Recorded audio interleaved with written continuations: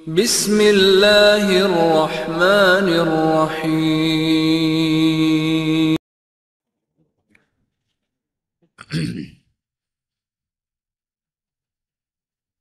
السلام علیکم ورحمۃ اللہ وبرکاتہ۔ الحمدللہ رب العالمین، والصلاة والسلام علی اشرف الانبیاء والمرسلین نبینا محمد وعلی آلہ واصحابہ اجمعین، وبعد۔ علمی و دعوتی خیانت اور فکر و تحریر پہ اس کے اثرات، جو جدید مناہج کی حقیقت نامی سیریز کا حصہ ہے۔ اس حصے میں یہ سلسلہ علمی و دعوتی خیانت اور فکر و تحریر پہ اس کے اثرات کے عنوان سے پچھلے کئی ہفتوں سے اللہ تبارک و تعالیٰ کی توفیق، اس کی نصرت اور مدد سے جاری ہے۔ علمی و دعوتی خیانت کے بہت سارے پہلوؤں پر آپ نے اس کتاب میں، جو علامہ بکر بن عبداللہ ابو زید رحمۃ اللہ علیہ کی مختصر لیکن بہت ہی اہم اور جامع کتاب ہے، اس میں پڑھ لیا ہے۔ جو موضوعات اس وقت ہمارے سامنے زیر بحث ہیں وہ علمی و دعوتی خیانت کے مظاہر سے متعلق ہیں۔ علمی و دعوتی خیانت کے مظاہر، اور اس سلسلے میں کئی ایک پہلوؤں پر مظاہر آپ کے سامنے آ چکے ہیں۔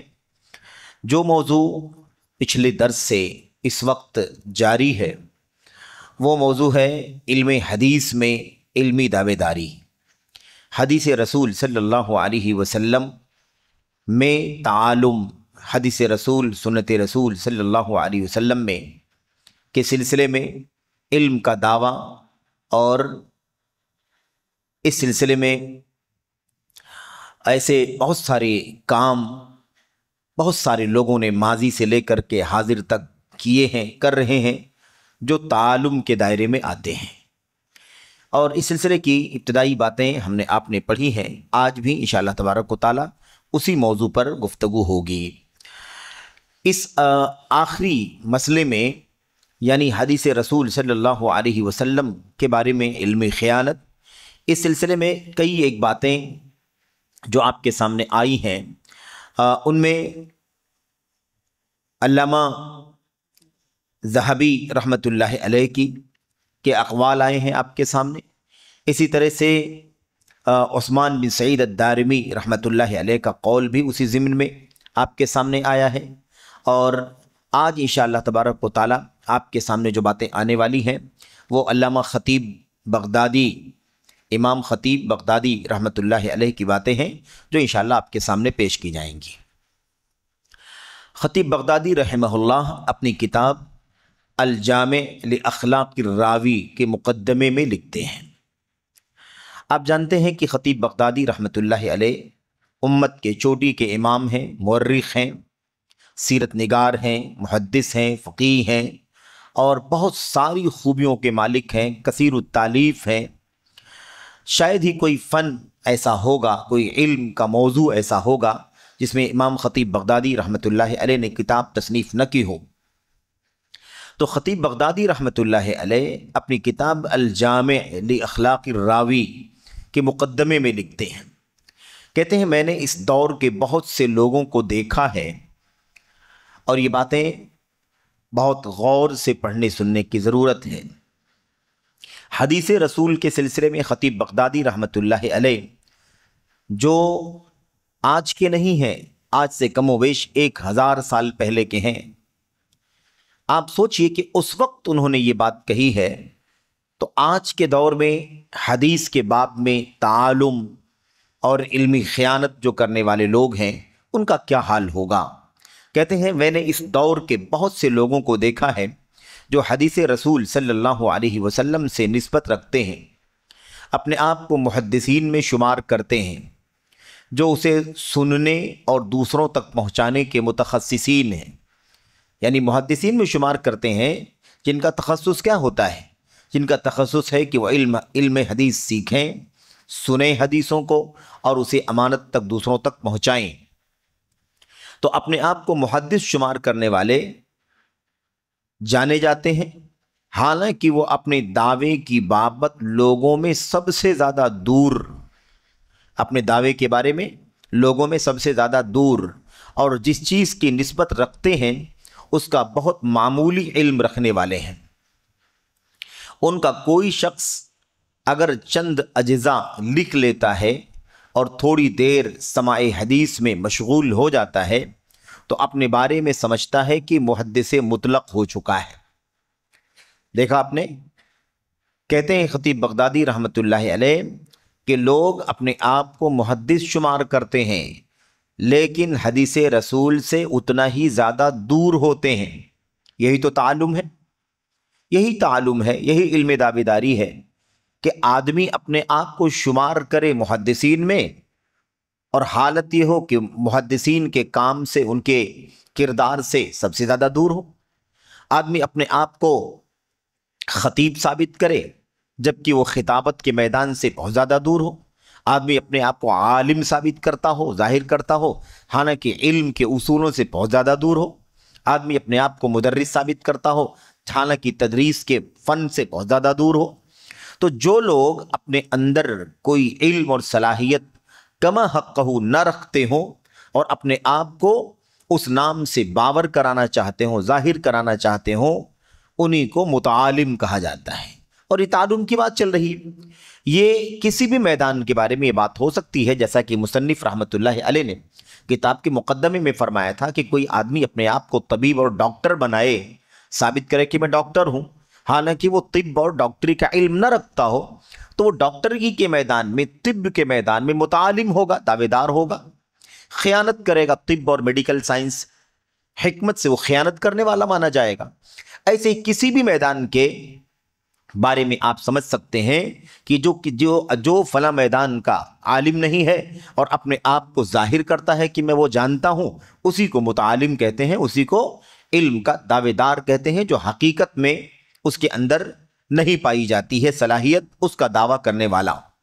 تو یہاں بھی آپ دیکھیے، اپنے آپ کو محدثین میں شمار کرتے ہیں جو اسے سننے اور دوسروں تک پہنچانے کے متخصصین ہیں، حالانکہ اپنے دعوے کے بارے میں لوگوں میں سب سے زیادہ دور ہیں، اور جس سے نسبت رکھتے ہیں اس کا بہت معمولی علم رکھنے والے ہیں۔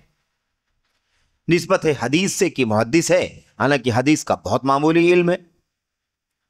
ان کا کوئی شخص اگر چند اجزاء لکھ لیتا ہے، چند اجزاء، ایسے آپ سمجھ لیں کہ کچھ نوٹس بنا لیتا ہے نا، چند اجزاء، چند صفحات ایسے سمجھ لیں آپ، یا مختصر چند چیزیں لکھ لیتا ہے۔ اجزاء اصل میں جز کی جمع ہے، اور وہ محدثین کی اصطلاح میں بولا جاتا ہے کسی ایک موضوع پر جو حدیثیں ہوتی ہیں اس کو اکٹھا کرنا۔ جیسے رفع الیدین کے سلسلے میں امام بخاری رحمۃ اللہ علیہ نے حدیثیں اکٹھا فرمائی، تو جزء رفع الیدین کے نام سے وہ رسالہ موجود ہے۔ ایسے ہی القراءہ خلف الامام، امام کے پیچھے قرآن مطلب تلاوت کرنا ہے کہ نہیں کرنا ہے، قرأت کرنی ہے کہ نہیں کرنی ہے، پڑھنا ہے کہ نہیں پڑھنا ہے قرآن، اس بارے میں امام بخاری کی کتاب ہے جزء القراءۃ خلف الامام، امام کے پیچھے تلاوت کرنا ہے کہ نہیں کرنا ہے حالت نماز میں، اس بارے میں جز ہے وہ۔ تو کچھ اجزاء لکھ لیتے ہیں اور تھوڑی دیر سماع حدیث میں مشغول ہو جاتا ہے، تھوڑی دیر۔ اب یہی آپ دیکھیں، یہی ہے تعلم، تھوڑی دیر سماع حدیث میں، یعنی تھوڑی دیر حدیث کو سننے میں مشغول ہو جاتا ہے۔ علم حدیث حاصل کرنے کا مشغلہ نہیں ہے اس کا، تھوڑی دیر کے لیے آ گیا۔ یہ جو تھوڑی دیر کی بات ہے نا، سماع حدیث میں مشغول ہو جاتا ہے، تو اپنے بارے میں سمجھتا ہے کہ محدث مطلق ہو چکا ہے۔ آج آپ اسی چیز کو علوم شریعت کے بارے میں سمجھ لیں۔ ایک آدمی عقیدے کے موضوع پر بات کرتا ہے، عقیدے کے بارے میں تقریریں کرتا ہے، عقیدے کے موضوعات پر باتیں کرتا ہے، دین کے اصول پر گفتگو کرتا ہے، حالانکہ دین کے اصولوں کا، عقائد کا اسے علم نہیں ہے، صحیح معنوں میں علم حاصل نہیں کیا، تھوڑی دیر عقیدہ سیکھ لیا ہے۔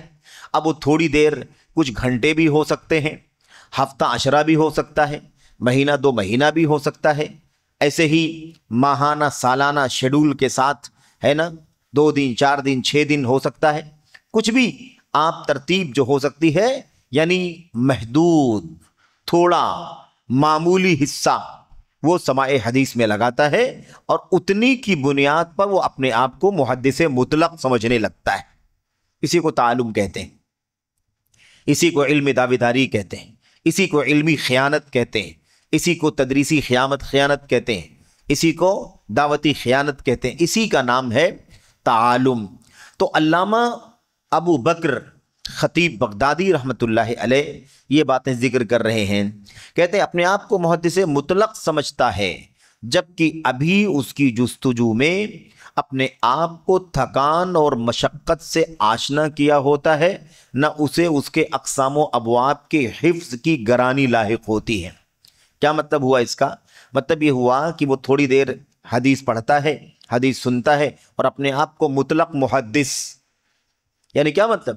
جیسے جنرل پورے طور پر حدیث کا علم رکھنے والا اپنے آپ کو ثابت کرتا ہے، جبکہ ابھی حدیث کی کوشش میں، حدیث کی جستجو میں اپنے آپ کو تکان و مشقت سے آشنا کیا ہوتا ہے۔ یعنی کیا مطلب؟ ابھی علم حدیث سیکھنے میں جو محنت، کوشش، دوڑ دھوپ، چلت پھرت، لمبا سفر، بڑے بڑے محدثین کی خدمت میں حاضر ہو کر ان سے علم حاصل کرنے کی جو محنت اور تکان ہوتی ہے، مشقت ہوتی ہے، وہ ابھی اس سے واقف ہی نہیں ہوا ہے، آشنا ہی نہیں ہوئی ہے، ملاقات ہی نہیں ہوئی ہے اس سے، اور نہ حدیث کے اقسام و ابواب کے حفظ کی گرانی، یعنی اس کا بوجھ، ابھی کچھ بھی حاصل نہیں کیا، کوئی محنت نہیں کی، مشقت نہیں کی، لیکن اپنے آپ کو تھوڑی دیر حدیثوں کے سننے کے نتیجے میں اپنے آپ کو وہ محدث مطلق، یعنی عام محدث، وہ حدیث رسول کا پورا علم ہے اسے، ایسا سمجھنے لگتا ہے۔ میرے بھائیو، اسی کا نام ہے تعلم، اسی کا نام ہے علمی دعویداری۔ تو حدیث رسول، سنت رسول صلی اللہ علیہ وسلم کے باب میں یہ ہے تعلم۔ اب آگے دیکھیے کیا کہتے ہیں، آگے کہتے ہیں حالانکہ وہ حدیث کی قلت کتابت اور اس کی عدم معرفت کے باوجود، حالانکہ یہ آدمی جس کی بات چل رہی ہے، یہ آدمی حدیث کی قلت کتابت، یعنی حدیث کو بہت تھوڑا لکھا ہے اس نے ابھی۔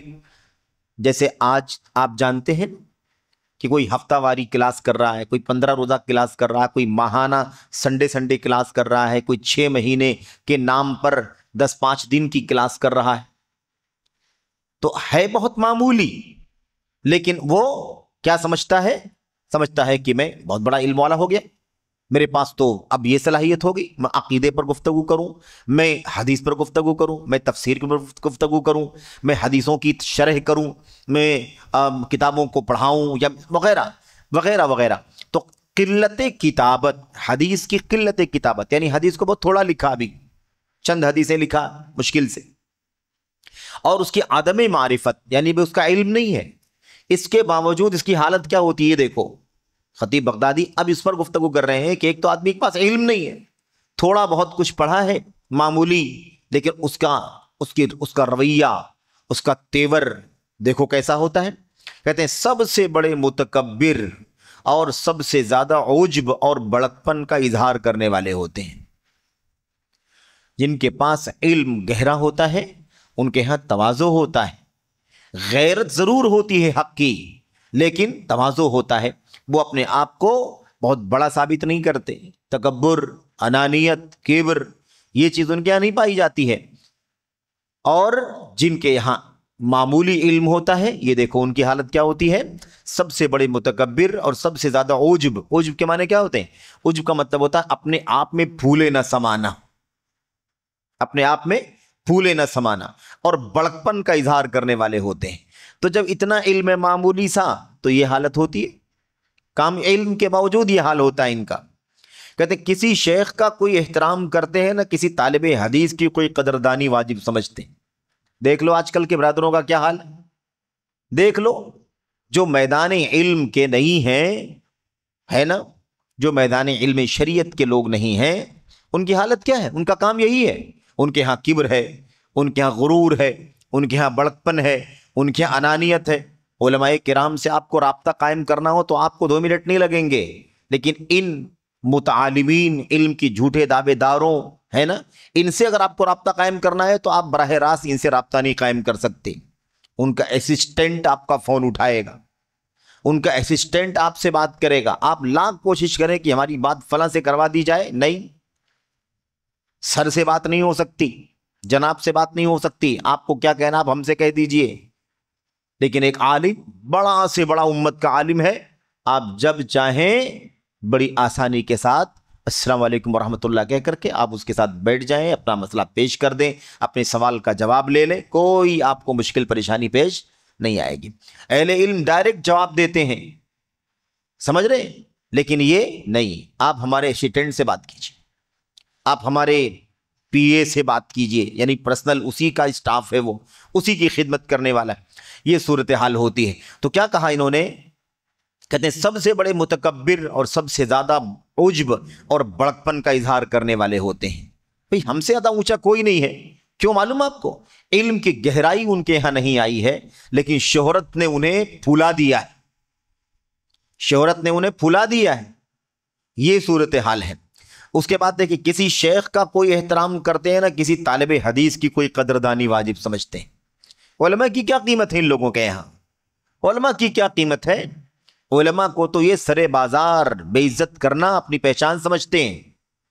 دیکھ لو برادروں کو، ان کے یہاں علم کی قیمت نہیں ہے، علماء کی قیمت نہیں ہے، بلکہ علماء کی تنقیص کرنا ان کا کام ہے۔ آپ آئے دن سنتے ہیں ان لوگوں کی زبانوں سے کہ علماء کام ہی نہیں کرتے اس لیے ہمیں کام کرنا پڑتا ہے، علماء میدان میں نہیں آتے اس لیے ہمیں میدان میں آنا پڑتا ہے۔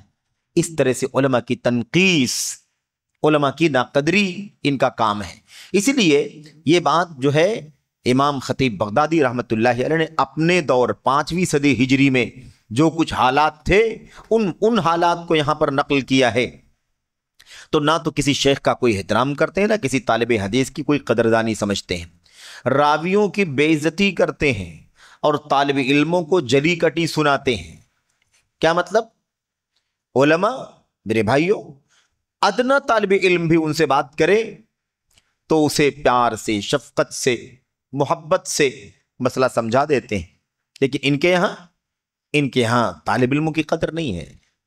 ان کے یہاں جو رویہ ہوتا ہے وہ یہ ہوتا ہے کہ بھئی ہم بہت اونچے ہیں، تمہاری کوئی قیمت نہیں ہے، تم کیسے ہو، اتنی بات بھی نہیں جانتے۔ اس طرح سے وہ طالب علموں کو کیا کرتے ہیں؟ جلی کٹی سناتے ہیں۔ کہتے ہیں جبکہ یہ رویہ اس علم کے تقاضے کے منافی ہے جو وہ سنتے ہیں۔ بھئی حدیث رسول سنتے ہیں، کیا حدیث میں یہ سکھایا گیا ہے؟ حدیث سنتے ہیں نا، علم حدیث سننے والوں کو یہ رویہ زیب نہیں دیتا، کیونکہ علم حدیث سے انہیں یہ پتہ چلتا ہے کہ بڑوں کے ساتھ احترام کا معاملہ ہونا چاہیے اور چھوٹوں کے ساتھ شفقت اور نرمی کا معاملہ ہونا چاہیے۔ کہتے ہیں اور اس ذمہ داری کے خلاف ہے جسے ادا کرنا ان پر لازم ہے۔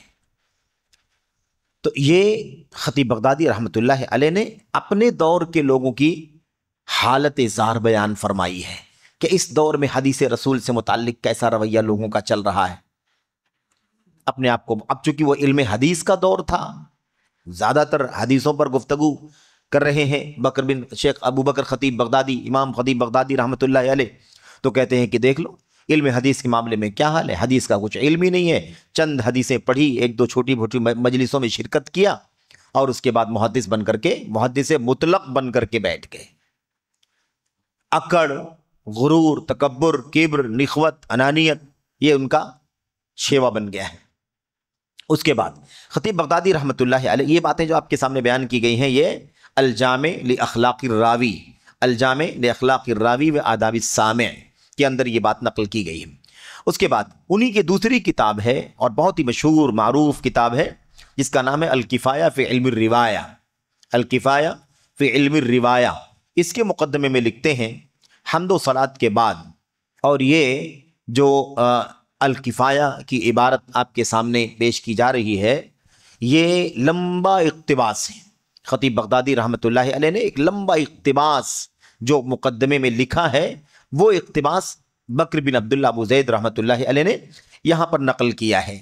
کیا فرماتے ہیں؟ حمد و صلاۃ کے بعد بے شک اللہ تعالیٰ نے مخلوق کو سرور عالم صلی اللہ علیہ وسلم، ہمارے نبی محمد صلی اللہ علیہ وسلم پر نازل کردہ زندہ جاوید کتاب اور سچی وحی کے ذریعے جہالت کی عداوت اور ضلالت کی رنگینیوں سے نجات اور چھٹکارا عطا فرمایا۔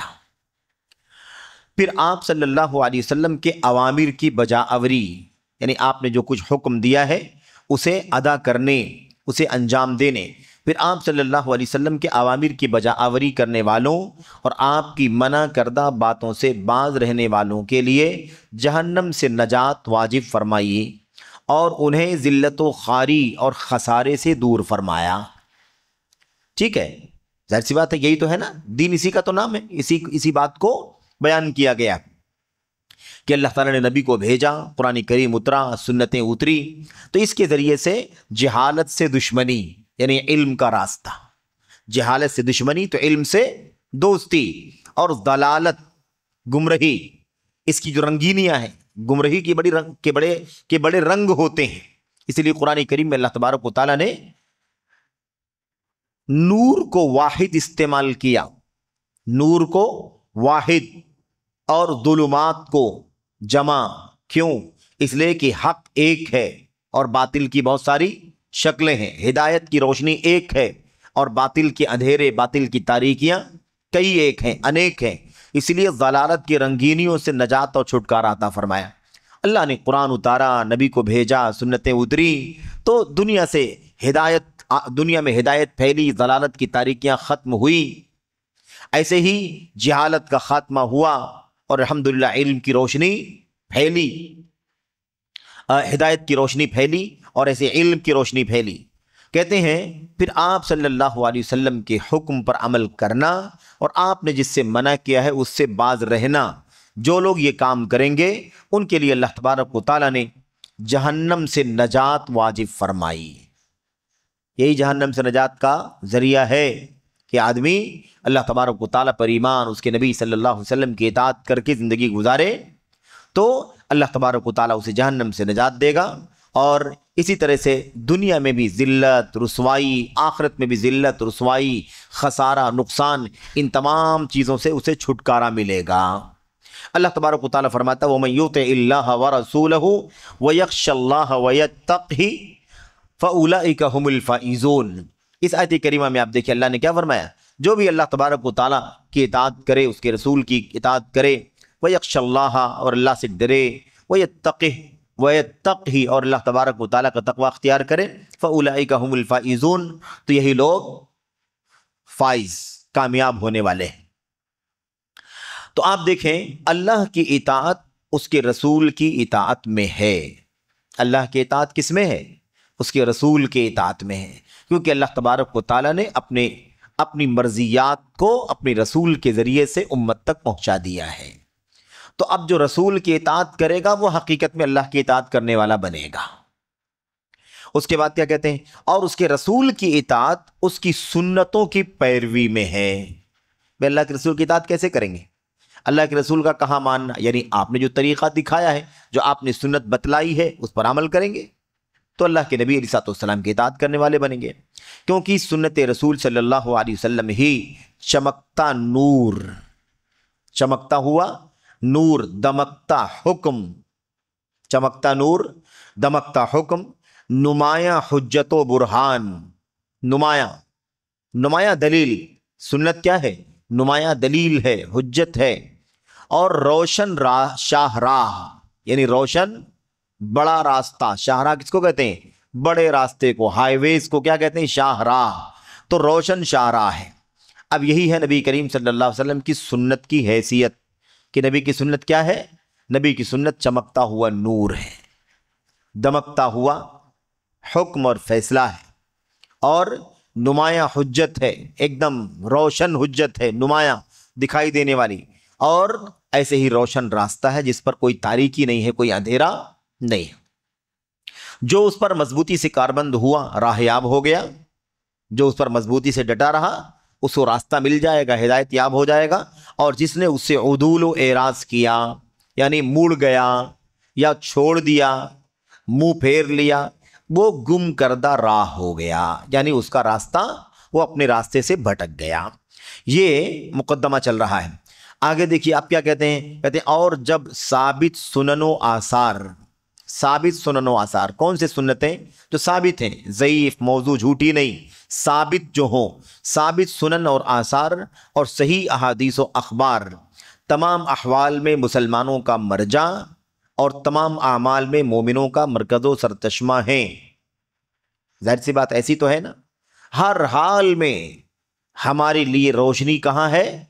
اسی میں ہے، صحیح سنتیں، صحیح حدیثیں، صحیح آثار، یہ اگر ہمیں مل جائیں تو ہمیں روشنی کا راستہ مل جائے گا۔ ہر حال میں مسلمانوں کا مرجع اور سورس ہیں۔ مسلمانوں کا مرجع کیا ہے؟ سورس کیا ہے دین کا؟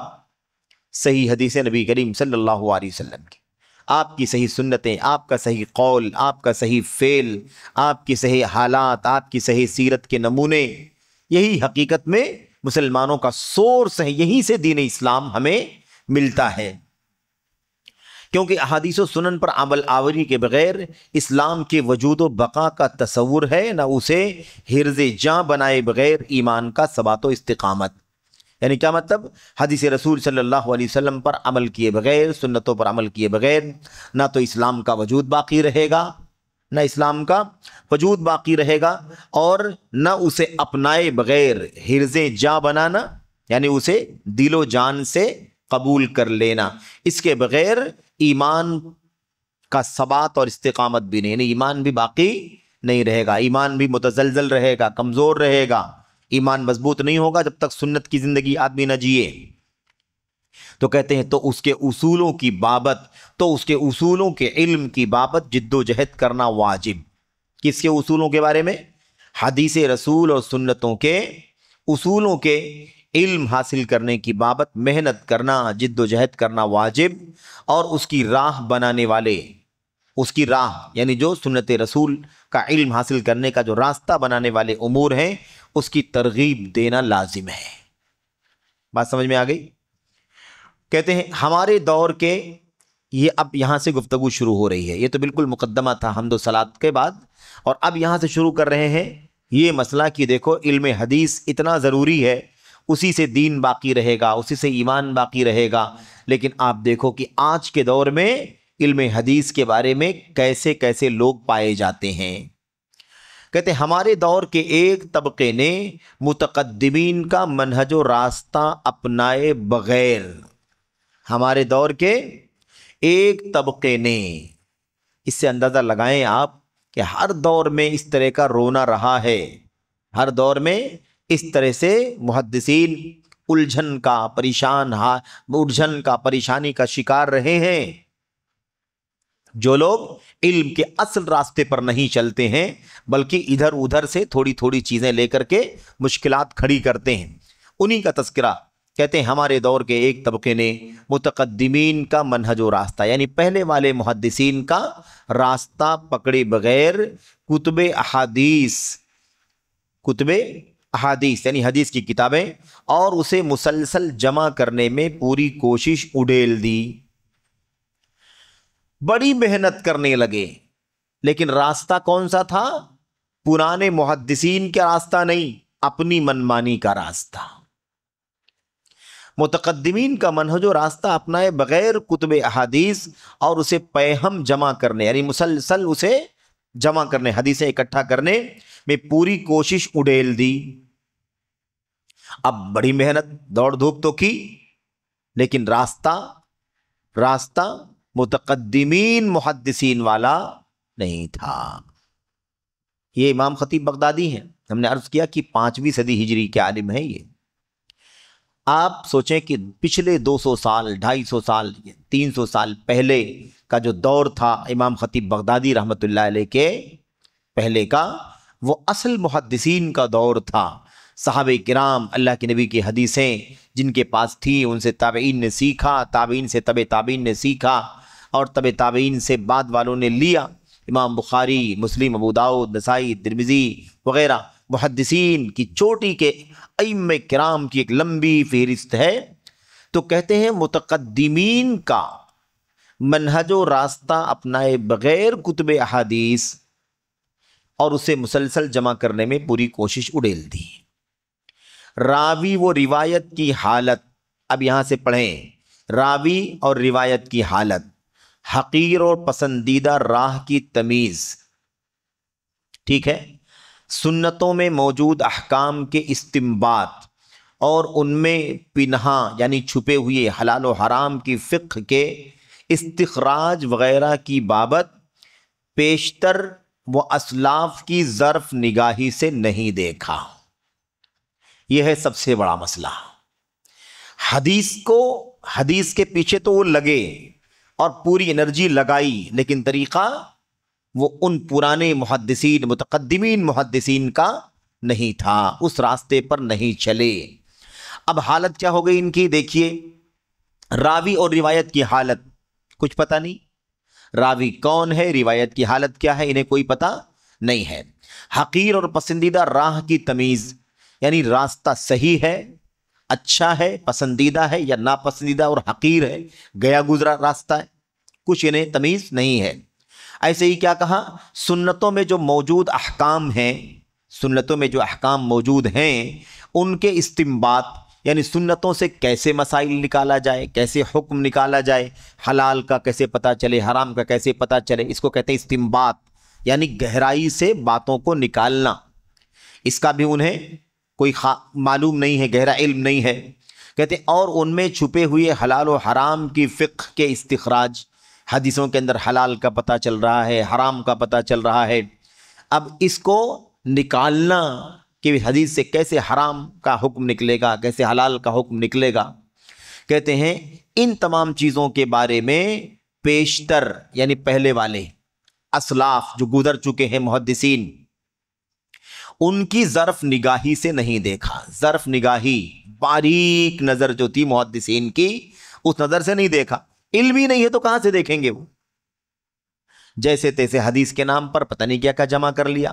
آ رہی ہے بات آگے، کریں بلکہ حدیث کا نام دیکھ کر اس سے مطمئن ہو گئے۔ حدیث کا نام دیکھ کر کیا ہو گئے؟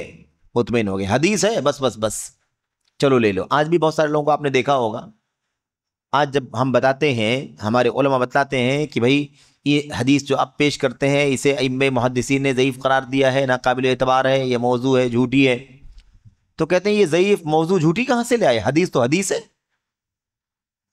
حدیث تو حدیث ہے، ہمارے لیے کافی ہے کہ حدیث بس حدیث تو ہے، ضعیف بھی ہے تو کیا ہوا، موضوع ہے تو کیا ہوا، جھوٹی ہے تو کیا ہوا۔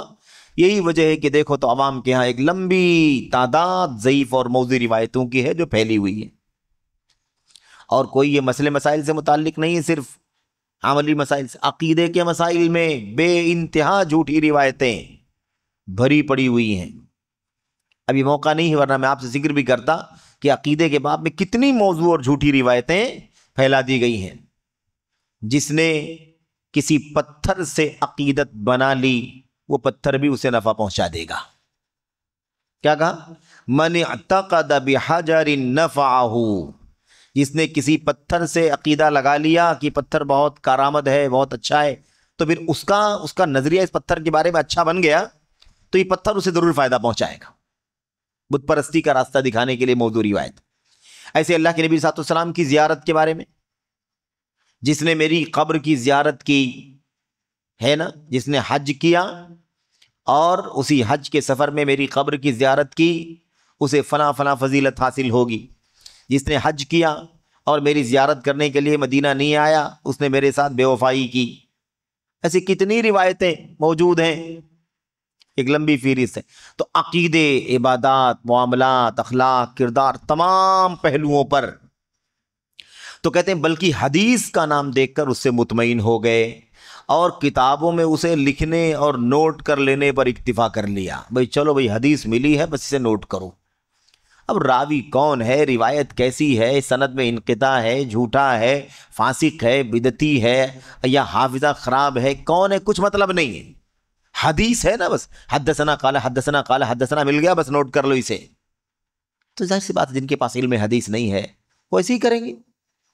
تو اسی کو کیا کہتے ہیں؟ حدیث کے باب میں تعلم، حدیث کے باب میں تعلم، حدیث کی باب میں علمی دعوے داری، حدیث کا علم نہیں ہے، یہ حالت ہے ان کی۔ تو کہتے ہیں ایسے لوگ محض نا تجربہ کار اور کتابوں کے گٹھر اٹھانے والے ہیں۔ ایسے لوگ کیسے ہیں؟ محض نہ تجربے کار ہیں، علم کا تجربہ نہیں ہے، حدیث کا علم حدیث کا تجربہ نہیں ہے، بس ایسے سمجھ لو کہ کتابوں کا گٹھر لادے ہوئے ہیں۔ کیوں؟ اس لیے کہ اس کے اندر جھوٹی، ضعیف، موضوع، بے سروپا باتیں لکھی ہوئی ہیں۔ تو بحث نہ تجربے کار اور کتابوں کے گٹھر اٹھانے والے ہیں، انہوں نے بڑی مشقتیں اٹھائیں۔ اب یہ دیکھو، محنت سے کچھ نہیں ہوتا، صرف محنت سے کچھ نہیں ہوتا، علم ہونا، گہرا علم ہونا ضروری ہے۔ ایک آدمی یہاں سے وہاں، وہاں سے وہاں کا سفر کرے، ہے نا، اور شہر شہر، نگر نگر نہیں، شہر شہر بھی نہیں، بلکہ ملک ملک سفر کرے، دوڑے بھاگے، ہے نا، بڑے بڑے اسفار، 2 مہینے کا ٹور، 1 مہینے کا ٹور، اور کیا افریقہ، کیا امریکہ، کیا ایشیا، کیا فلاں بر اعظم، کیا فلاں بر اعظم، کچھ نہیں۔ ان محنتوں سے کچھ نہیں ہوتا جب تک کہ صحیح راستے پر علم حاصل نہ کیا جائے۔ یہ باتیں ہماری نہیں ہیں، خطیب بغدادی رحمۃ اللہ علیہ کی ہیں۔ خطیب بغدادی اپنے دور کا دکھ بیان کرتے ہیں، اندازہ لگاؤ کہ وہ معاملہ آج کتنا زیادہ بڑھ چکا ہے۔ کہتے ہیں ایسے لوگ بحث نہ تجربے کار اور کتابوں کے گٹھر اٹھانے والے ہیں، انہوں نے بڑی مشقتیں اٹھائیں، بڑی مشقت یعنی محنت کی، پریشانی اٹھائی، دور دراز ملکوں کا سفر کیا۔ ظاہر سی بات ہے، حدیث حاصل کرنے کے لیے آدمی، ہے نا، حجاز سے عراق جا رہا ہے، بغداد جا رہا ہے، مصر جا رہا ہے، شام جا رہا ہے، فلاں جگہ جا رہا ہے کہ نہیں؟ تو ملکوں کا سفر کیا، دور دراز، ان کے لیے پیہم سفر اور جاسوزی معمولی بن گئی، یعنی اتنی محنت کی کہ مسلسل محنت کرنا، سفر کرنا، اور اپنے آپ کو تھکانا اور اپنی جان کو جلانا، ہے نا، یہ آسان بن گیا۔ اتنی محنت کی ان لوگوں نے، انہوں نے سفر و حضر کی سواریوں کو اپنے لیے مسخر کر لیا، سفر و حضر کی سواریوں کو اپنے لیے مسخر کر لیا، یعنی اپنے کنٹرول میں کر لیا، مسلسل سفر کرنے لگے، اور جان و مال کی قربانیاں پیش کی، جان و مال کی قربانیاں پیش کی۔ اور کیا ہوا؟ خوفناک اور دشوار گزار حالات کی پرواہ نہ کی۔ اتنی محنت بھائی، دشوار گزار حالات کی پرواہ نہ کی۔ ان کے بال پراگندہ، یعنی کیا مطلب؟ بال بکھرے ہوئے، چہرہ فق یعنی چہرہ بگڑا ہوا۔ جب آدمی تھک جاتا ہے تو چہرے پر تکان کے آثار دکھائی دیتے ہیں۔ چہرہ فق، پیٹ خالی اور جسم کمزور و لاغر ہیں، اتنی محنت کر رہے ہیں، لیکن راستہ محدثین والا نہیں ہے۔ راوی کی حقیقت، روایت کی حقیقت، صحیح ہے، ضعیف ہے کہ نہیں، اور عادل ہے، غیر عادل ہے، ثقہ ہے، غیر ثقہ ہے، کچھ نہیں، بس یہاں وہاں دوڑے بھاگے، جو ملا بٹور کر کے لے آئے۔ تو گٹھر، کتابوں کا گٹھر بس اٹھائے ہوئے ہیں۔ کہتے ہیں وہ عالی سند کی تلاش میں کئی ملکوں کا سفر کر کے اپنے اوقات کاٹتے ہیں۔ عالی سند یعنی اگر آپ سے روایت کر لیں تو سند لمبی ہو جائے گی، سند کیا ہو جائے گی؟ لمبی ہو جائے گی۔ اس لیے آپ نے جس سے علم حاصل کیا ہے وہاں پہنچ کر کے ڈائریکٹ علم حاصل کریں گے تو سند کیا ہوگی؟ سند عالی ہوگی۔ ایک واسطہ بھی نہیں ہوگا، ڈائریکٹ ہوگا، یا ایک واسطہ ہوگا تو 2 واسطے کے بجائے ایک واسطہ، ایک واسطے کے بجائے بغیر واسطہ، اسی کو عالی سند کہتے ہیں۔ ٹھیک ہے، کئی عالی سند کے تلاش میں کئی ملکوں کا سفر کر کے اپنے اوقات کاٹتے ہیں، اس کے سوا ان کی کوئی اور خواہش و چاہت نہیں ہوتی ہے، اتنی محنت کرتے ہیں۔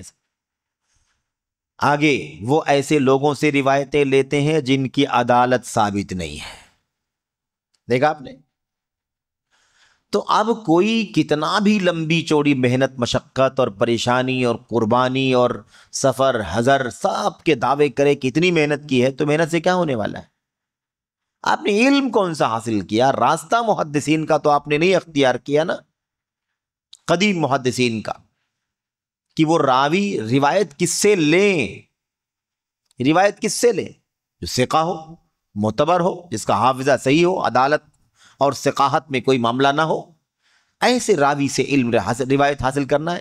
لیکن لوگوں نے کیا کہ اتنی ساری محنت مشقت سب بتایا، آپ نے سنا، لیکن کیا کہا کہ ایسے لوگوں سے روایتیں لیتے ہیں جن کی عدالت ثابت نہیں ہے۔ ایسے لوگوں سے سنتے ہیں جو قابل امانت نہیں ہیں، غیر امانت دار ہیں۔ ایسے لوگوں سے روایت کرتے ہیں جن کی حدیث کی صحت جانتے ہیں نہ ان کی مسموعات کا ثبوت یقینی ہوتا ہے، یعنی ایسے لوگوں سے روایت لیتے ہیں، ایسے لوگوں سے روایت کرتے ہیں جن کی حدیث کی صحت کا پتہ ہی نہیں انہیں۔ کتنی خطرناک بات ہے۔ حدیث جمع نہیں کرنا ہے، صحیح حدیث کے لیے کوشش کرنا ہے۔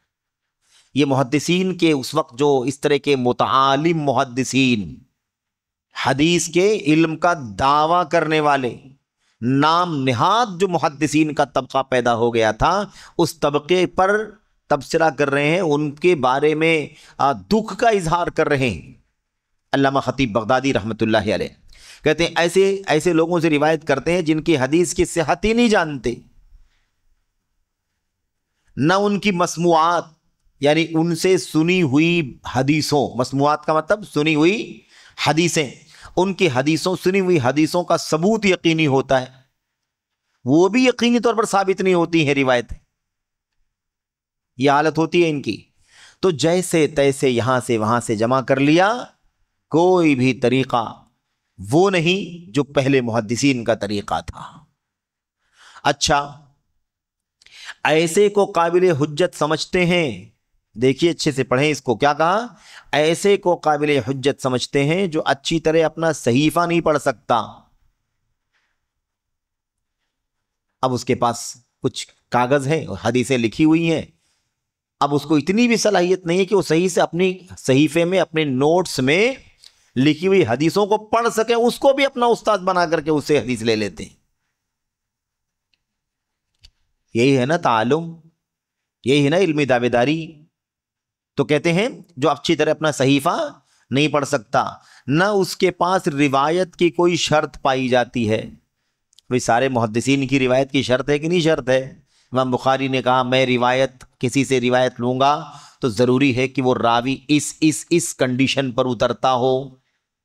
امام مسلم نے کہا ایسے ایسے راویوں سے میں حدیث نوٹ کروں گا۔ امام ابو داؤد نے، نسائی نے، ترمذی نے، ابن ماجہ نے اور امام احمد بن حنبل وغیرہ نے اپنی حدیثوں کو روایت کرنے کی شرط ہوتی ہے۔ ان بیچاروں کے پاس کوئی شرط ہی نہیں ہے، جہاں سے جو ملا نوٹ کر لیا۔ تو کہتے ہیں نہ اس کے پاس روایت کی کوئی شرط پائی جاتی ہے، نہ وہ سماع اور اجازے میں فرق کر سکتا ہے، یہ بھی تمیز نہیں ہے۔ ڈائریکٹ حدیث سننا استاد سے اور اجازہ، یہ لکھی ہوئی کتاب ہے، نوٹس کیا ہے، نوٹس ہے حدیثوں کا، اور کہہ دیا کہ میں اجازت دیتا ہوں یہ لے جائے، جو بھی روایت کرنا چاہے روایت کرے، ٹھیک ہے، کوئی فرق نہیں۔ عربی زمین آسمان کا فرق ہے نا، آپ براہ راست اس کی زبان سے حدیث سن رہے ہیں، یہ سماع ہے، اور اجازہ لکھی ہوئی چیز ہے، آپ کو ایک واسطے سے ملی، دو واسطے سے ملی، تین واسطے سے مل گئی، کیا حقیقت ہے اس کی آپ کو کچھ معلوم نہیں ہے، تو کچھ فرق نہیں کر سکتا ہے، نہ مسند و مرسل اور مقطوع اور متصل میں تمیز کر سکتا ہے۔ ہم لوگ چونکہ جو موضوع چل رہا ہے وہ کیا چل رہا ہے؟ حدیث رسول، سنت رسول میں علم دعوے داری، اس لیے ساری باتیں اسی موضوع سے متعلق مصنف نے ذکر کیا ہے۔ تو اب وہ نہ وہ مسند جانے نہ مرسل جانے۔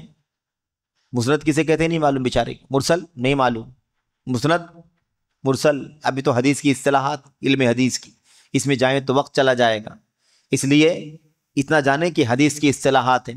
مسند جس کی سند میں کوئی انقطاع نہ ہو، ہے نا، اور مرسل کس کو کہتے ہیں؟ وہ مرسل اس روایت کو کہتے ہیں جس میں انقطاع ہو، تابعی اللہ کے نبی سے روایت کرے۔ بھئی تابعی اللہ کے نبی کو کہاں دیکھا جو روایت کرے گا، ہے کہ نہیں؟ تو تابعی اگر کہے اللہ کے نبی سے میں نے سنا، اللہ کے نبی صلی اللہ علیہ وسلم میں نے کرتے ہوئے دیکھا، تو اس کو کیا کہیں گے؟ حدیث کو مرسل کہیں گے۔ اس کو نہیں فرق ہے کہ مسند کیا ہے مرسل کیا ہے۔ ایسے ہی مقطوع اور متصل بھی نہیں جانتا، مقطوع بھی نہیں جانتا کہ سند کٹی ہوئی کیا ہے اور سند جڑی ہوئی کیا ہے، کچھ نہیں معلوم اسے۔ اور کیا ہے، نہ اسے اپنے شیخ کا نام یاد ہوتا ہے، اپنے شیخ کا نام بھی نہیں یاد ہے، جس سے سنا ہے، کچھ تھوڑا بہت سنا بھی ہے، اسے یہ بھی نہیں معلوم کہ کس سے سنا ہے، وہ محدث کون ہے۔ اور ائمہ سچے محدثین کا معاملہ کیا ہوتا ہے؟ ان کی زبان پر سینکڑوں اپنے اساتذہ کے نام ہوتے ہیں، اور حدیثوں کو سند کے ساتھ وہ روایت کرتے ہیں۔ کہتے ہیں نہ اسے اپنے شیخ کا نام یاد ہوتا ہے جس نے اس سے حدیث بیان کی ہے تاکہ وہ دوسرے سے اس کی تحقیق کر سکے۔ بھئی جب آپ استاذ کا نام جانیں گے کہ حدیث جس کے سامنے بیٹھ کے میں حدیث سننے آیا ہوں اور جس سے میں حدیث سننے کے لیے بیٹھا ہوں مجلس میں، اس شیخ کا نام یہ ہے، جب نام ہی نہیں معلوم ہے تو آپ کسی سے پوچھیں گے کیسے کہ میں نے فلاں سے سنا ہے، وہ کیسے ہیں، وہ ثقہ ہے، نہیں ثقہ ہے، معتبر ہے، غیر معتبر ہے؟ نام تک نہیں معلوم استاذ کا۔ اچھا، کہتے ہیں نیز وہ ایسے شخص سے حدیثیں لکھتے ہیں جو اپنے عمل میں فاسق و بدعمل، جو اپنے عمل میں کیا ہوتا ہے؟ فاسق ہوتا ہے اور بدعمل گنہگار ہوتا ہے، مذہب میں قابل مذمت، یعنی جس راستے پر چلتا ہے وہ راستہ بھی قابل مذمت، پتہ نہیں کون سے اسٹینڈ پر چلتا ہے، اس کی سوچ کیا ہے، اس کی فکر کیا ہے، دین میں بدعتی ہوتا ہے، کوئی رافضی ہے، کوئی خارجی ہے، کوئی صوفی ہے، سمجھ رہے، وغیرہ، اس کا عقیدہ قطعی طور پر فاسد ہوتا ہے، اس سے بھی روایت کرتا ہے بیچارہ، اس کو پتہ ہی نہیں، اور وہ اسے جائز اور اس کی روایت پر عمل کرنا واجب سمجھتے ہیں بشرطے کہ سماع ثابت ہو اور سند عالی ہو۔ بس سند عالی اتنا رہے کہ ڈائریکٹ سنا ہے، ایک واسطے سے خالی آیا ہوا، اتنا کافی ہے، ان کو بقیہ اور کچھ بھی مطلب نہیں ہے۔ اب امام خطیب بغدادی کی یہ باتیں ہمیں کیا کہہ رہی ہیں؟ ایک تو آپ دیکھ ہی رہے ہیں کہ بات کیا ہو رہی ہے کہ یہ لوگ علم حدیث کے دعوے دار ہیں، صحیح معنوں میں محدث نہیں ہے۔ دوسری بات یہ معلوم پڑ رہی ہے کہ ہمیں علم حاصل کرنے میں کس سے حاصل کرنے کی ضرورت ہے؟ ہم اگر علم حاصل کریں تو ہمیں کس سے حاصل کرنا چاہیے؟ ہماری ذمہ داری ہے نا کہ ہم ایسے نہ چلیں جیسے یہ چلتے تھے۔ کیا مطلب؟ یعنی مثال کے طور پر ایسے عالم سے، ایسے شخص سے علم حاصل کریں جو اپنے عمل میں فاسق و بدعمل ہو، ہمیں بچنا چاہیے اس سے، بد کردار آدمی ہے، بدعمل ہے، مذہب میں قابل مذمت ہے، نہ جانے کون سے راستے پر چلتا ہے، اخوانی ہے، فلاں ہے، یہ ہے، وہ ہے نا، اس کی سوچ کیا ہے، اس کا سٹینڈ کیا ہے، اس جو راستہ کون سا، اس کا ٹریک۔ دین میں بدعتی ہے، ایک آدمی خارجیت کی فکر کا ہے، ایک آدمی دنگے اور فساد کی فکر کا، ایک آدمی صوفیت کی فکر کا ہے، ایک آدمی عقل پرستی کی راہ پر چلتا ہے۔ ایسے لوگوں سے ہمیں علم حاصل نہیں کرنا چاہیے، اس کا عقیدہ قطعی طور پر فاسد ہوتا ہے، اس کا عقیدہ فاسد ہے، اللہ اکبر، اور اس کے پیچھے بھی آدمی چلتا ہے، علم حاصل کرتا ہے۔ ہماری ذمہ داری ہے کہ جس کا عقیدہ فاسد ہو اس سے علم حاصل نہ کریں۔ تو یہ دکھ ہے، درد ہے علامہ خطیب بغدادی، امام خطیب بغدادی رحمت اللہ علیہ کا، جو وہ متعالمین، حدیث رسول کے باب میں متعالمین، دعوے دار ہیں حدیث کے، لیکن حقیقت میں انہیں حدیث کا علم نہیں ہے۔ آگے دیکھیے ان کا یہ رویہ، ان کا یہ عمل اور رویہ علماء سلف کی غیبت اور ان کی بد کلامی کا سبب بن گیا۔ اب ظاہر سی بات ہے کہ اب یہ اتنے گئے گزرے کردار کے ہیں تو اس کی وجہ سے سارے محدثین کی برائی لوگ کرنے لگے، ہے کہ نہیں؟ اس لیے بہت ضروری ہے کہ میدان میں کون کس معیار کا ہے اس کی پہچان ہونی چاہیے۔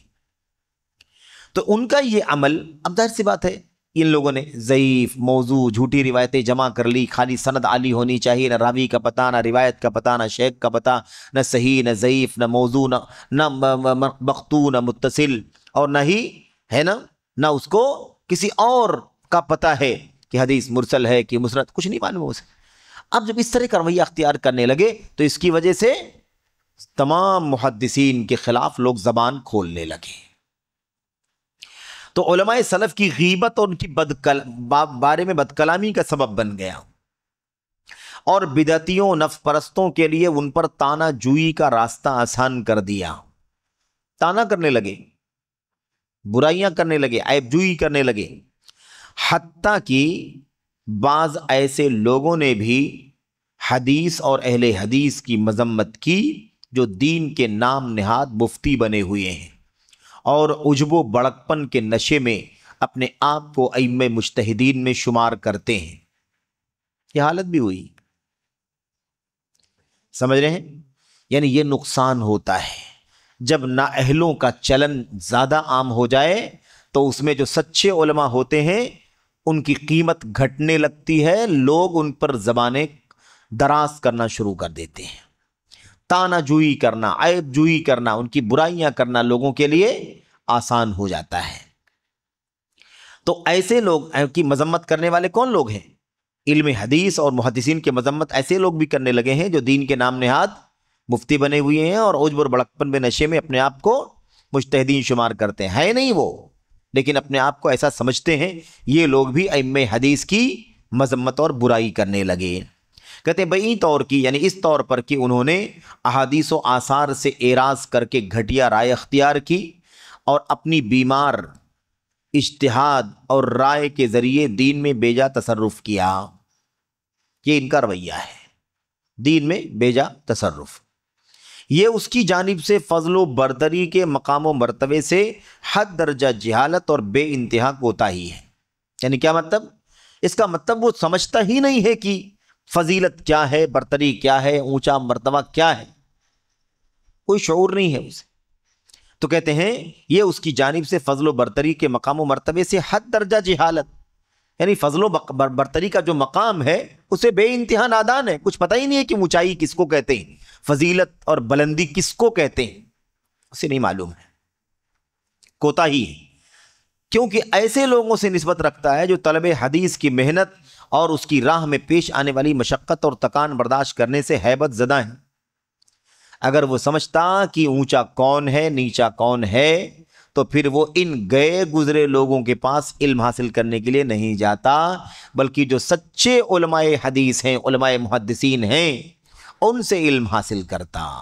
لیکن اس کو فضیلت اور برتری کی کا پتہ ہی نہیں کہ فضیلت اور برتری کہتے کس کو ہیں۔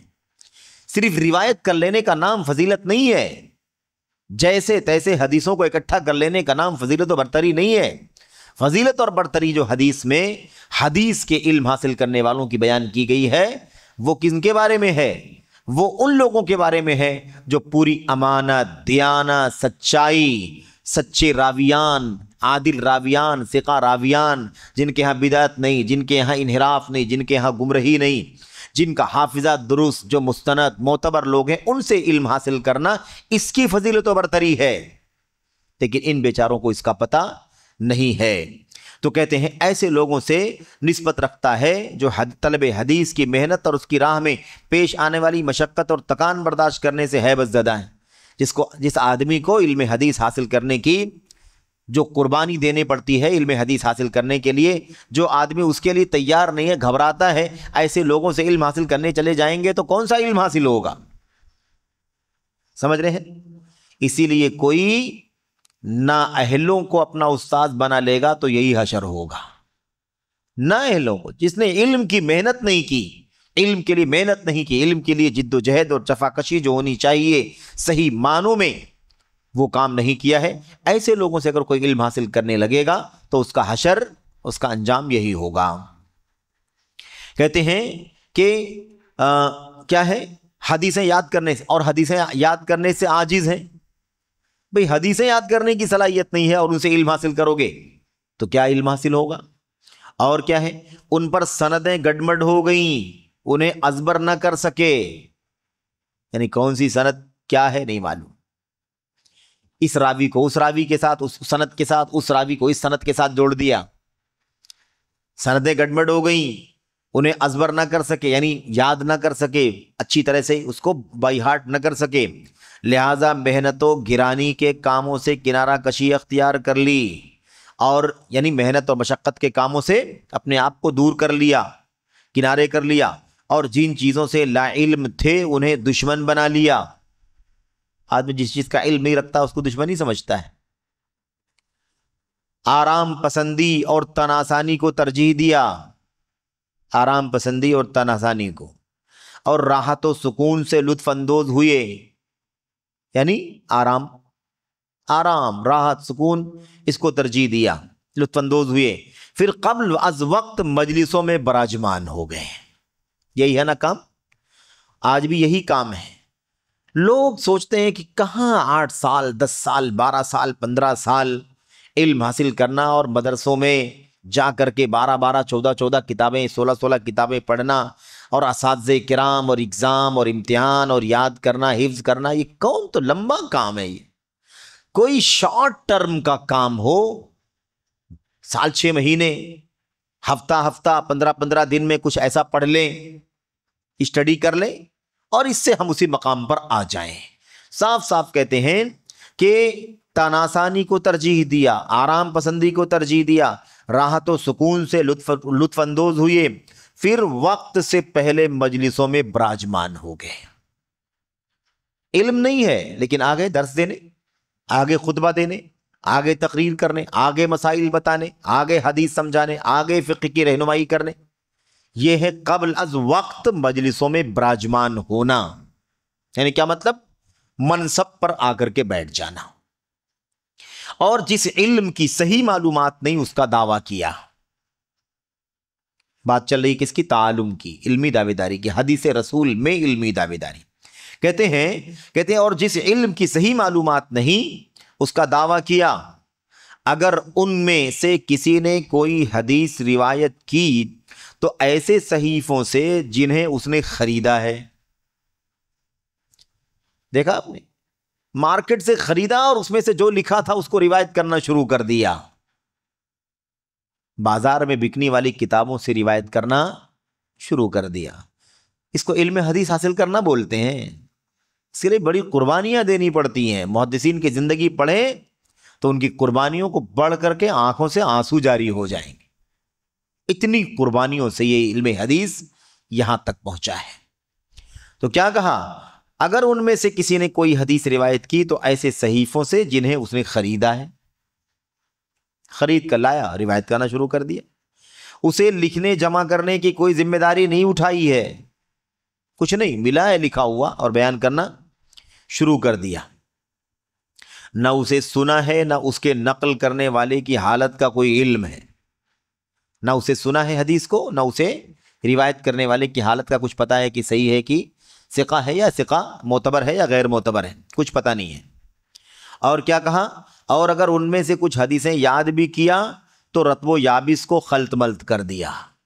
رطب و یابس اصطلاح ہے، رطب کے معنی گیلے کے ہوتے ہیں، یابس کے معنی سوکھے کے۔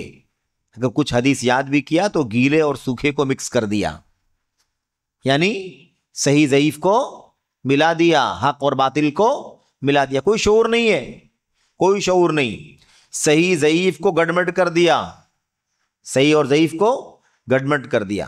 اگر اس پر کہتے ہیں اگر اس پر کسی حدیث کی سند میں قلب ہو گیا یا کسی حدیث سے متعلق کسی علت کے بارے میں اسے پوچھا گیا تو حیران و شزدر ہو گیا۔ قلب ہو گیا مطلب کیا ہے؟ کسی حدیث کی سند میں قلب ہو گیا، یعنی حدیث کی سند الٹ گئی، یہ متن ہے اور یہ سند ہے، یہ حدیث، یہ متن اور سند ہے، یہ متن اور سند ہے۔ اب اس متن کی سند اس کے ساتھ اور اس کے ساتھ قلب الٹ گیا ہو، یا کسی حدیث سے متعلق کسی علت بیماری کے بارے میں اس سے پوچھا گیا تو گھبرا گیا، حیران ہو گیا، ابھی یہ کون سا سوال کر لی؟ علم ہی نہیں ہے تو کہاں سے جواب دے گا وہ؟ علم ہی نہیں تو کہاں سے جواب دے گا؟ تو حیران و شزدر ہو گیا، اور کیا ہو گیا؟ بوکھلا گیا۔ یہ ساری باتیں کس کی ہیں؟ اس ساری کی ساری باتیں حرفن علامہ خطیب بغدادی رحمۃ اللہ علیہ کی، جو کتاب کا حوالہ صفحہ نمبر دیا ہوا ہے اسے جب جو چاہے کھول کر کے عربی میں بن وعن پڑھ سکتا ہے، جو حوالہ موجود ہے۔ اور اپنی جہالت پر پردہ ڈالنے کے لیے اپنی داڑھی سے کھیلنے لگا۔ اب حیران ہوں گے سب پڑھ کر کے کہ خطیب بغدادی نے آج سے 1000 سال پہلے یہ باتیں سب بیان کی ہیں۔ اس وقت کا جو تعالم چلتا تھا، اس وقت کی جو علمی خیانت چلتی تھی حدیث رسول کے سلسلے میں، اس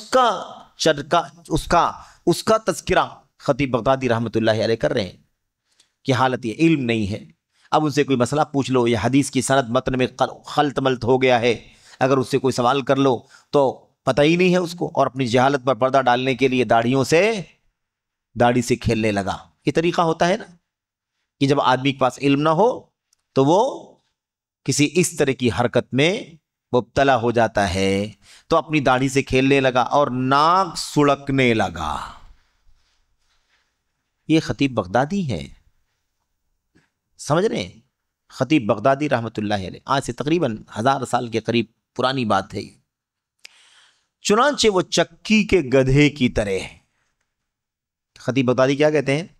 یہ آدمی چکی کے گدھے کی طرح ہے۔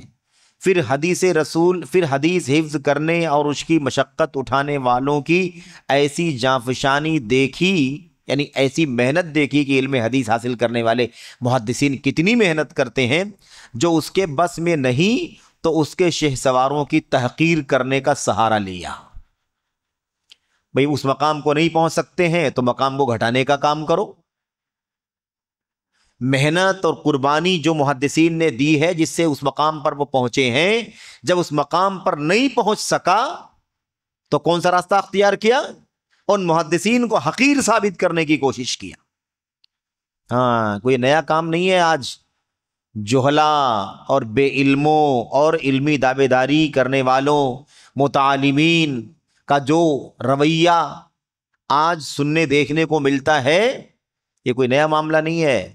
ہاں، ان کے اسلاف کی بات چل رہی ہے، ان کے اسلاف کی بات چل رہی ہے کہ جب علم کے اس اونچے مقام پر نہیں پہنچتے تو علماء کی تنقیص کرنا، ان کی تحقیر کرنا اپنا شیوا بنا لیتے ہیں۔ آپ نے نہیں دیکھا کتنے ایسے آپ کو واقعات اور حوادث اور ایسا نمونے آپ کو ملیں گے، مثالیں آپ کو ملیں گی جس میں اس قسم کے کم علم، بے علم، متعالم، سمجھ رہے، ان کے پاس کچھ نہیں ہے تو یہ بڑے بڑے علماء پر نقد کرنا، مقابلے میں کھڑے ہونا، انہوں نے اپنا کام بنا لیا۔ کیا کریں گے؟ اگر اونچائی تک نہیں پہنچ سکتے تو اونچے کو نیچا دکھانے کی محنت تو کرو۔ آئی بات سمجھ میں کہ نہیں؟ اور افسوس تو یہ ہے، افسوس تو اس بات پر ہے کہ الٹا چور کوتوال کو ڈانٹے کہ مثل صادق آتی ہے۔ ایک طرف اپنی یہ حالت کے علم کی کمزوری، بے مائگی کے باوجود بڑے علماء پر نقد کرنا اور ان کی تحقیر کرنا یہ اپنا کام بنا لینا، اور دوسری طرف یہ کہنا کہ ان علماء کو ہم سے حسد ہے، ان علماء کو کیا ہے؟ ہم سے حسد ہے، اس لیے یہ علماء ہماری برائیاں کرتے ہیں۔ علماء میرے بھائیوں، یہ خطیب بغدادی رحمۃ اللہ علیہ نے اپنے وقت کے اس نام نہاد محدثین کا تذکرہ کیا ہے۔ دیکھو ان کی حالت یہ، تو جانفشانی دیکھی جو اس کے پس میں نہیں ہے، حدیث حفظ کرنے، اس کی مشقت اٹھانے والوں کی ایسی جانفشانی دیکھی جو اس کے بس میں نہیں تو اس کے شہ سواروں کی تحقیر کرنے کا سہارا لیا اور اس کے میدان کے سپہ سالاروں پر تان و تشنی کا راستہ اختیار کر لیا۔ یہ ہے ان کا رویہ۔ اب یہاں پر اس کی ایک مثال شیخ نے پیش کی ہے، یہ مثال ہم پڑھ کر کے اس سیشن کو مکمل کر لیں گے۔ مثال کہتے ہیں جیسا کہ ہمیں ابو بکر محمد بن عمر بن جعفر الخرقی نے بتلایا، وہ بیان کرتے ہیں کہ انہیں احمد بن جعفر بن محمد بن سلم الختلی نے بتلایا، وہ کہتے ہیں کہ ہم سے ابو العباس احمد بن علی الابار نے بیان فرمایا۔ یہ باتیں ساری کس کی چل رہی ہیں؟ خطیب بغدادی کی۔ خطیب بغدادی اپنی اس بات کی ایک مثال پیش کرتے ہیں تو وہ بھی سند کے ساتھ پیش کرتے ہیں۔ سند کے ساتھ پیش کیا نا، کیا کہا؟ ہمیں بیان کیا، کس نے؟ ابو بکر محمد بن عمر بن جعفر الخرقی نے، اور وہ بیان کرتے ہیں کہ انہیں احمد بن جعفر نے بیان ہے، وہ کہتے ہیں کہ ہم سے ابو العباس احمد بن علی الابار نے، پوری سند کے ساتھ۔ یہ ہے علم کا مقام کہ اپنے مطلب کچھ کوئی بھی بات کرنی ہے تو سند کے بغیر نہیں کرنی ہے۔ کیا کہا؟ بیان فرمایا، میں نے احواز میں، کس نے کہا؟ یہ احمد بن علی الابار نے بیان فرمایا، میں نے احواز میں ایک شخص کو دیکھا، احواز جگہ کا نام ہے، احواز میں ایک شخص کو دیکھا جس نے اپنی مونچھ موڑ رکھی تھی، اپنی مونچھوں کو کیا کر رکھا تھا؟ شیو کر رکھا تھا، مونچھ اسے موڑ رکھا تھا، اور میرا خیال ہے کہ اس نے کچھ کتابیں خرید رکھا تھا اور فتویٰ دینے کی تیاری کر رہا تھا۔ بھولا بھالا ہے نا، دین کا امام، دین کا عالم اور مفتی بننے کی تیاری کر رہا تھا۔ چہرہ وہرہ بنانا پڑتا ہے، چہرے وہرے بنانے پڑتے ہیں بھائی عوام کو ورغلانے کے لیے، وہی کام یہ کر رہا تھا۔ اس نے کچھ کتابیں خرید رکھا تھا اور فتویٰ دینے کی تیاری کر رہا تھا۔ چنانچہ لوگوں نے محدثین کا تذکرہ کیا، اس آدمی کے سامنے کس کا تذکرہ کیا؟ محدثین کا، یعنی کسی محدثین میں سے اکا دکا لوگوں کا نام لے لیا، امام فلاں امام فلاں امام فلاں نام لے لیا، تذکرہ کیا۔ تو اس نے کہا یہ کچھ بھی نہیں ہے، یعنی جن کا نام آپ لے رہے ہیں کوئی قیمت نہیں ہے، ان کی کوئی ویلیو نہیں ہے، ان کی کوئی حیثیت نہیں ہے۔ تو میں نے اس سے کہا، کس نے کہا؟ احمد بن علی الابار، احمد بن علی الابار بیان کر رہے ہیں واقعہ نا، احمد بن علی الابار واقعہ بیان کرتے ہیں۔ وہ کہتے ہیں تو میں نے اس سے کہا، یعنی میں نے دیکھا کہ ایک آدمی ہے، کتابیں خریدا ہے موچھیں موڑ کر کے، اور کتابیں خرید کر کے فتویٰ دینے کی تیاری کر رہا ہے، اور کچھ لوگ عوام میں سے اس کے ارد گرد بھیڑ لگائے بیٹھے ہوئے ہیں، کھڑے ہیں، اور انہی میں سے کسی نے بعض محدثین کا تذکرہ کر دیا۔ تو اس آدمی نے ان محدثین کی تنقید کرنا شروع کر دی اور کہا کہ نہیں یہ تو کوئی قیمت نہیں ہے، تم کی کیا حیثیت ہے، یہ تو کچھ بھی نہیں ہے۔ کہتے ہیں یہ منظر جب میں نے دیکھا تو میں نے اس سے کہا ہاں تجھے صحیح طور سے نماز پڑھنی بھی نہیں آتی، یعنی اتنی بڑی بات کرنے لگا، محدثین کے خلاف زبان درازی کرتا ہے، محدثین کے خلاف زبان درازی کرتا ہے، اور تیری حالت یہ ہے کہ تجھے صحیح طور پر نماز پڑھنی بھی نہیں آتی۔ اب کوئی اگر صاحب علم ہو تب تو یہ کردار ادا کر سکتا ہے، لیکن اگر ساری ٹیم ہی جاہلوں کی ہو جائے تو کیا ہوگا؟ پھر تو جو بھی چاہے گا بیچ کر پھیلا کر نکل جائے گا۔ اسی لیے احمد بن علی الابار جیسے لوگوں کی ضرورت ہے۔ واقعہ پڑھیں کیا کہتے ہیں۔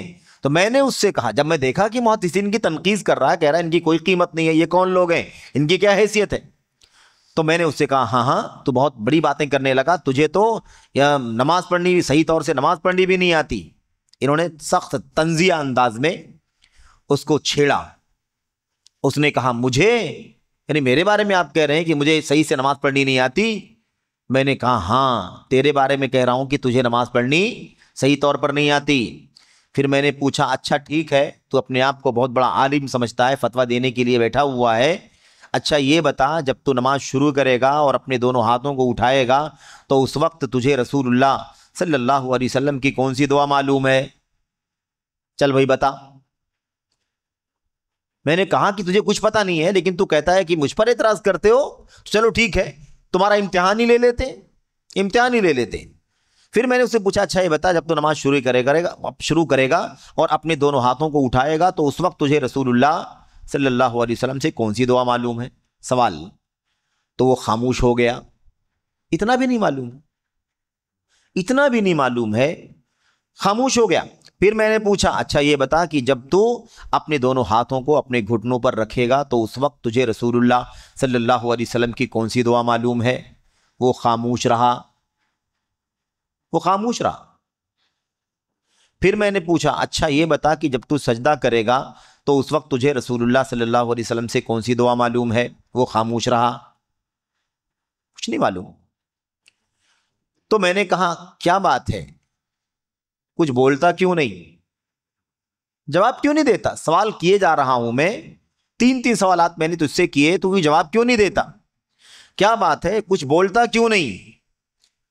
کیا میں نے نہیں کہا کہ تجھے صحیح سے نماز پڑھنی بھی نہیں آتی؟ یہ سارے مسائل نماز کی تو ہیں، جو 3 سوال کیا سب نماز کے بارے میں سوال تھے نا بھائی؟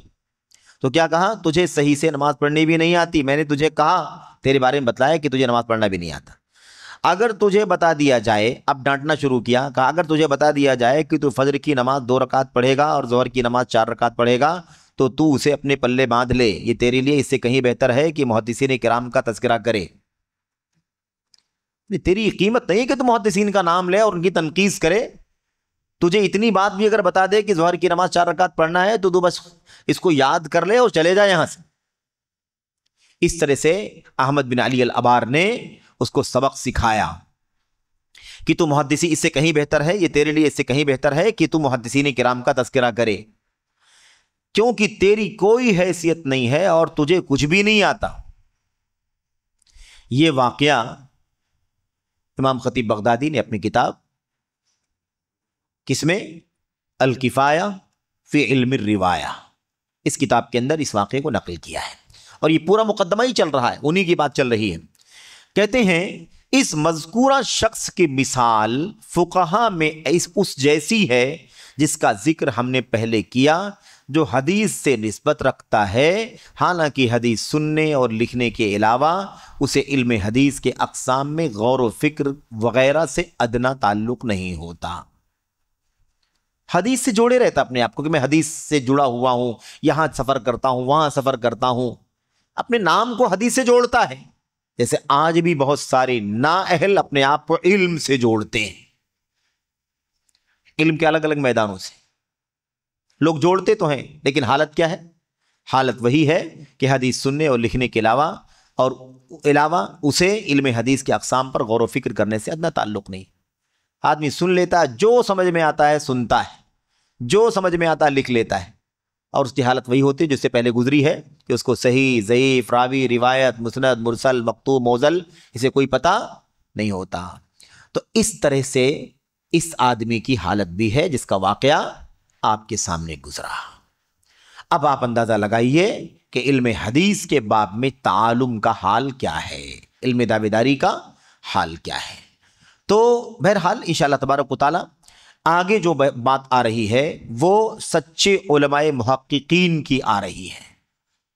آگے جو بات ذکر کر رہے ہیں، رہے علماء محققین اور علم حدیث کا تخصص رکھنے والے، تو وہ گہرے علم والے ائمہ، دین کی بے مثال فقہ و فہم رکھنے والے اساطین، اہل علم و اہل فضل و فضیلت اور بلند مقام و مرتبے سے سرفراز مند ہستیاں ہیں، ان کا تذکرہ آگے آ رہا ہے۔ تو یہ ہے نام نہاد محدثین، علم حدیث کے دعوے دار، تعالم، متعالم، جن کا تذکرہ خطیب بغدادی رحمت اللہ علیہ نے کیا۔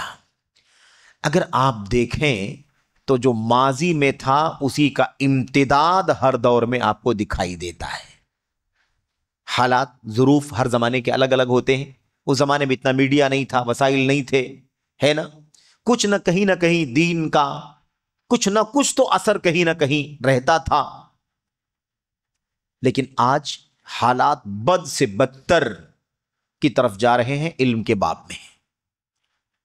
تو بہرحال علم دعوے داری کرنے والوں کی لمبی فہرست ہے، اور یہ علم حدیث میں جھوٹی دعوے داری، جبکہ وہ علم حدیث کے واقعی اہل نہیں ہے، ایسے لوگوں کا تذکرہ چل رہا ہے، اور ابھی آگے مزید باتیں آنی ہے۔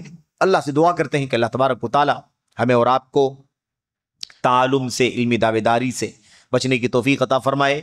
اور یہ باب بہت لمبا ہے، اس کے اندر الگ الگ سبجیکٹ کے علمی دعوے دار ہیں۔ کسی کو عقیدے کا پتہ نہیں، عقیدے میں بات کرتا ہے، کسی کو تفسیر کا پتہ نہیں، تفسیر میں بات کرتا ہے۔ یہاں آپ نے دیکھا صرف حدیث جو بھی ہے اسے نوٹ کر لو، اب صحیح ضعیف ہے نا، اس کا پتہ نہیں ہے، اس کا معنی، اس کی فقہ، اس کا علم، اس کا استنباط، اس سے کون سی چیزیں حاصل ہوتی ہیں کچھ پتہ نہیں ہے، لیکن بس اپنے آپ کو محدث بنا رکھا ہے۔ اور جب اس کی حقیقت کو بے نقاب کیا جاتا ہے تو علماء حدیث، علماء محدثین پر نقد کرنا، ان کی تحقیر کرنا اپنا کام بنا لیتا ہے۔ اللہ تبارک و تعالی ہمیں اور آپ کو آگاہ رہنے کی، چوکنا رہنے کی توفیق عطا فرمائے۔ سچے، مستند اور گہرے علم و بصیرت رکھنے والے علماء، اور جو سلف امت کی راہ، صحابہ، تابعین، سلف امت کے نقش قدم پر چلنے والے، امت کے اسلاف، علماء اسلاف کے طور طریقے پر چلنے والے علماء ہیں، اللہ تعالی ہمیں اور آپ کو ان سے وابستہ ہونے کی توفیق عطا فرمائے، اور ان نااہلوں سے بچنے اور دوسروں کو آگاہ کرنے کی توفیق عطا فرمائے۔ آمین یا رب العالمین۔ صلی اللہ وسلم وبارک علی نبینا محمد وعلی آلہ وصحبہ اجمعین۔ والسلام علیکم ورحمۃ اللہ وبرکاتہ۔